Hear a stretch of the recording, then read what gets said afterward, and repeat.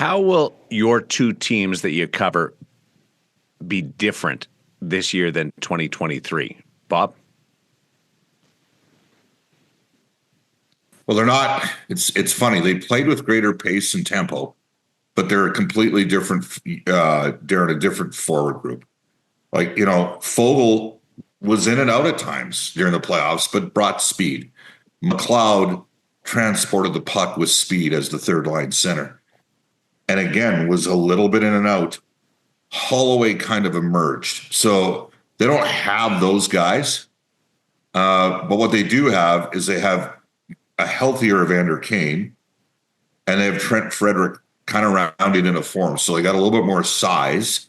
And then part of it's going to depend on the deployment of McDavid and Draisaitl. They played a lot together against LA.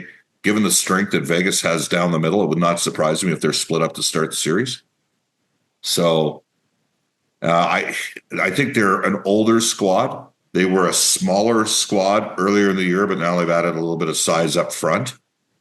And they don't have Ekholm on defense. They had Ekholm last year, and he's their best all-around defenseman. That's still a significant loss. And, Chris Knobloch confirmed a couple days, well, actually after the game again, Game 6, that he didn't expect to see, and he was on with me yesterday as well, he did not expect Matthias Ekholm to play in round 1. So I'd say a little bit heavier lineup up front, maybe not quite as fast up front, and then a significant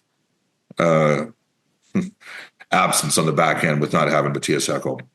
So Ekholm won't play in this round? No. I don't envision that he will play in this round. Same question to you, Gary. How are you different? Well, Tomas Hertl is the big difference in the Vegas lineup. He gives them that, that other real elite scoring offensive player, great in the middle, wins a lot of draws, transformed Vegas's power play from pedestrian to deadly. He's the main difference. The defense core is very similar, except you trade out Alec Martinez for Noah Hannafin. I guess actually I should say it's Hannafin and Hertl, the guys that Sherman added at the deadline last year.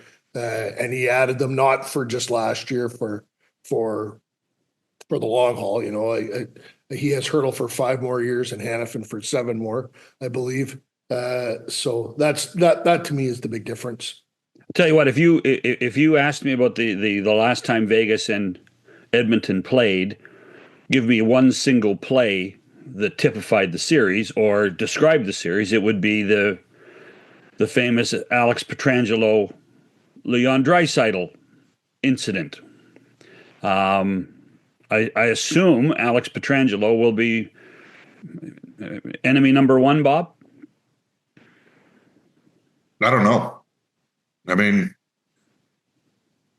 I think the Oilers maybe lost a little gamesmanship battle in that whole switch off. I think most of the fans thought that there should have been a +1 in that scenario, but I think it's going to depend on what happens in the first 2 games. I mean, to me, Alex Pietrangelo is just a heck of a defenseman. I mean, that's the thing. Like, I know LA had a good season, and they did. They had 48 wins. So did Edmonton. Edmonton had 48 wins, and a lot of people didn't think the Oilers had as good a year as people thought they were gonna. But you can understand that because they were. After 4 Nations, they were up and down. They were terribly inconsistent after 4 Nations. Well, they were. I mean, the final 14 games, one of McDavid or Draisaitl was out of the lineup, so they never had their first unit power play together for the final 14 games. And the power play is a big part of their team. So they were carrying a lot of games. 5 or 6 guys were not playing. So, which you already alluded to. And I guess the point I'm going to make in this is I actually think I'm a big believer in goal differential, you guys. And Vegas to me is a significant step up from LA. And I respected LA. This was the best LA team we saw. The Kings finished +44 in goal differential. Let's see. Vegas is at, they said there'd be no math, +56. So +56. So, I mean, they were top 3 goal differential. Vegas has Stanley Cup pedigree. They got an excellent coach. They have a top 3 or 4 goal. Now, Tampa Bay got upset, and they got a Stanley Cup coach, too. Well, I'd say Tampa Bay got upset. I had them beating Florida. They were like plus 75 this year. But goal differential reveals a lot to me. And the point I'm going to make with Edmonton is the Oilers were only plus 23 in goal differential this season. Like, usually if you're plus 23, you finish, 43 to 46, 47 wins. They got to 48.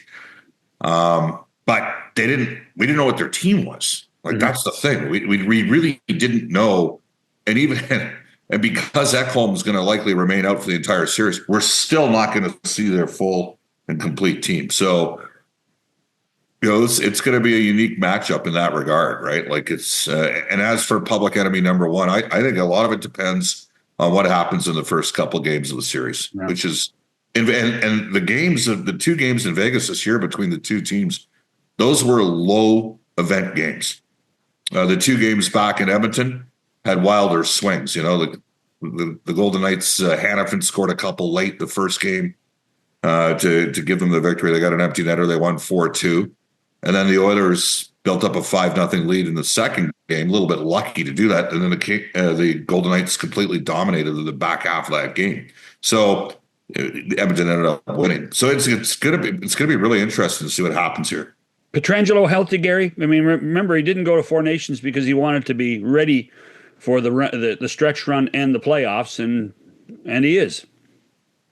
He's playing, he's averaging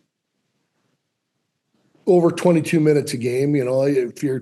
He's good enough. I don't think we'll ever know where he's at. He's on the back 9 for sure. As a player, he's still a very good player.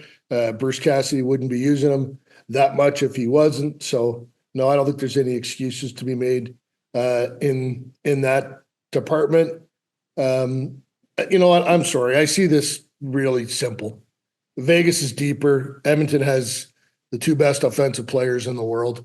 If they can keep those guys, Vegas can limit those guys. They got a real good chance to win the series. If McDavid and Draisaitl are allowed to run wild, they're going to get to the Western Conference Final. Why did you apologize? I think that's a completely fair assessment. Like, I do think Vegas is deeper. I think Vegas has got a way better defense than the LA Kings. Like, the Oilers are leading the league in the playoffs and goals per game. But Vegas plays zone defense about as well as anybody in the league. I love zone defense in hockey. You're kidding. I didn't know that. That's something. Yes, I think you know that. And that's John, part of the reason why I thought Chris could have some success when he came in here. Yeah. Because he was emotionally even keeled, and he's completely respectful of every coach that he goes up against. He's not trying to play little games behind the scenes and stuff like that and through the media. And I could tell you that the Golden Knights won, and the Oilers were the team that, and Gary can perhaps assess this, but Edmonton did win a couple of games in that series, and in Game 6 outshot Vegas at home 40-22, but the Golden Knights had that game in control. Marshall got the hat trick, and so I think I certainly know that there will be the Oilers will know how daunting the task is to beat the Golden Knights. Now, they have, in the last 2 games of the series against LA, they got 9 goals, and McDavid and Draisaitl didn't score. Right. They got 2 victories this year against Vegas, one at home and one on the road. Connor McDavid played 3 of the 4 games this year against the Golden Knights. Connor McDavid only had 1 point in the 4 games that the teams played. Like, he missed one. And actually, the game that Vegas came back and won in Edmonton 4-2, and Hannafin scored the 2 goals, that was McDavid's first game back from his first injury this season. So, but I think there's a realized, I think everybody would concede that Vegas is as deep a team as there is in the National Hockey League, and it's part of their identity. It's their size, straight down the middle, their depth. They do have star power, and they've also got a goalie that's won. That's a pretty good combination. Gary, you want to jump in on there? Well, me and Bob and I just agree on everything. Yeah, this is boring stuff.